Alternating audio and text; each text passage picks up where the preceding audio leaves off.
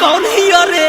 चिन्ह लो। अरे वे या पार्सल वाली भतीजवा के मौसी। का कहलो हा?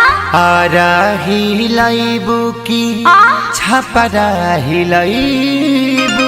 ओहो लागता की पटाना में घाटाना करइबू। भतीजवा के मौसी कहाँ बिया? होलिया में कैला बिया छिया छिया छिया छिया हो छिया छिया। अरे ना भाग लोग, 5 साल के भूलल नहीं।